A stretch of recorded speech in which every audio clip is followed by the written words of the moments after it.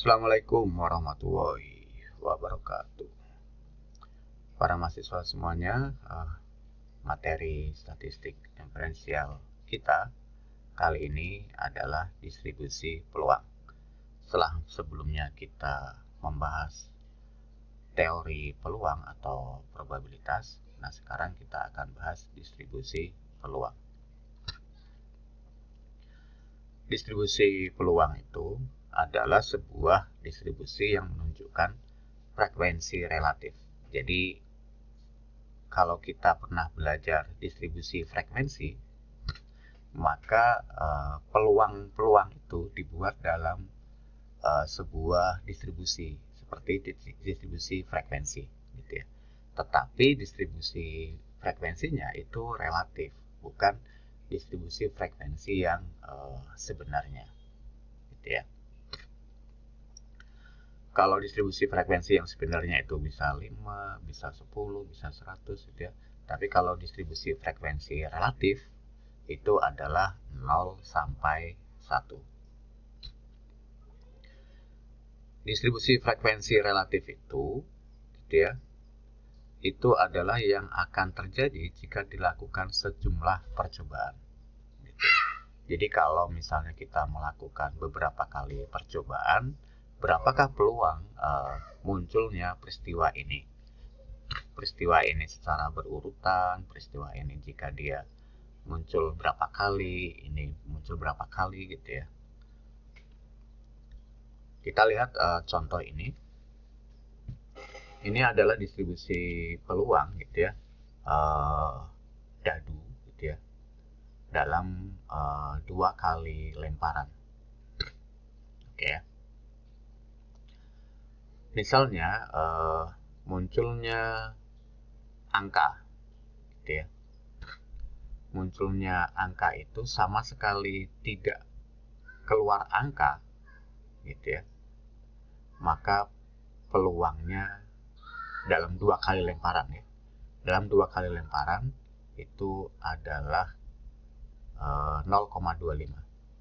2 kali lemparan, dua-duanya itu gambar gitu ya, atau dua-duanya bukan angka, maka peluangnya adalah 0,25. Demikian juga kalau sama seperti dua-duanya gambar. Jadi kalau dua-duanya bukan angka gitu ya, maka juga dua-duanya gambar. Atau dua-duanya itu angka, maka dua-duanya bukan gambar. Jadi peluang munculnya angka 2 kali sama munculnya 2 kali gambar itu probabilitasnya adalah sama, yaitu 0,25. Oke ya. Nah, peluang paling besarnya itu adalah masing-masing 1 kali muncul. Angka 1 kali peluangnya muncul gitu ya. Demikian juga gambar 1 kali peluangnya muncul. Nah, angka itu P, sementara gambarnya adalah Q gitu ya. Kemudian kalau 3 kali lemparan bagaimana?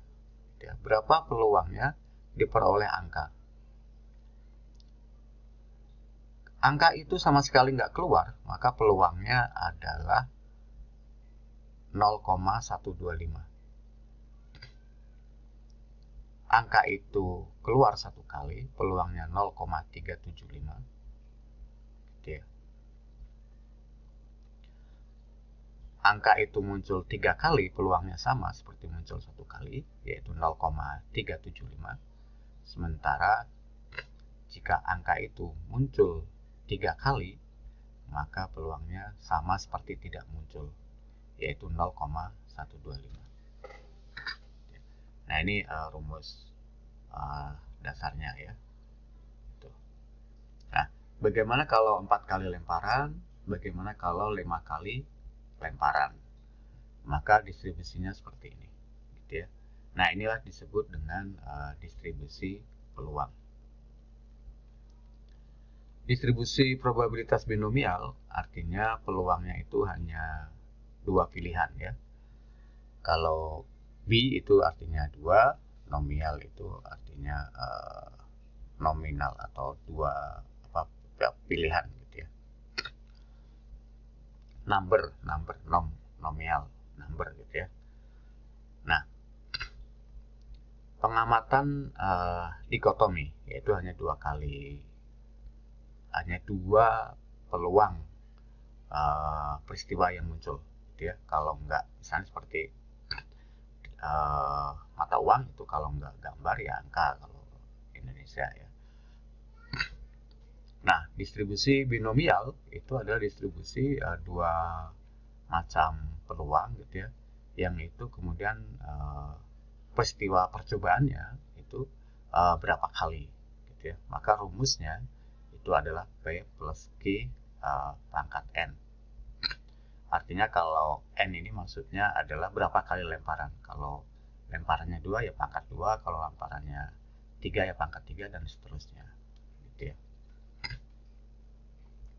Nah, ini contoh aplikasi distribusi probabilitas binomial ya. Seorang psikolog menguji seekor tikus menggunakan penguat makanan dalam sebuah labirin dengan 6 titik pilihan kiri dan kanan. Pada setiap titik pilihan, salah satu terowongan telah diblokir. Pemblokirannya diputuskan dengan cara melempar koin, gitu ya, kiri atau kanan. Psikolog pertama-tama mengizinkan tikus itu menjelajahi labirin dan kemudian menguji hewan itu. Artinya pertama kalinya itu tidak ditentukan oleh koin, gitu ya. Dia bebas, maka bisa memilih kanan atau kiri sepuasnya gitu ya. Jika tikus itu membuat 5 pilihan yang benar gitu ya, artinya tikus itu selalu membuat pilihan kanan gitu ya. Berapa probabilitas bahwa tikus itu melakukannya secara kebetulan tanpa pembelajaran. Artinya itu pemilihan sebelumnya itu tidak mempengaruhi pemilihan selanjutnya, itu namanya tanpa pembelajaran. Maka jawabannya, karena yang pertama tadi itu dibebaskan, tidak berkaitan dengan koin gitu ya, maka ada peluang 6 kali berturut-turut gitu ya, atau 5 kali berturut-turut gitu ya. Maka jawabannya adalah di sini, kalau 6 kali berturut-turut ini 0,0156, sementara kalau 5 kali berturut-turut jawabannya benar, itu adalah peluangnya adalah 0,0938, maka jawabannya gitu ya, di soal ini adalah 0,156 ditambah 0,0938, karena ada atau gitu ya. Karena yang pertama kali itu tadi tidak diputuskan berdasarkan koin gitu ya. Jadi di sini ada pilihan lain yang bukan karena koin. Maka 5 kali benar atau 6 kali benar gitu ya. Maka peluangnya untuk memperoleh itu adalah 0,0156 ditambah 0,0938.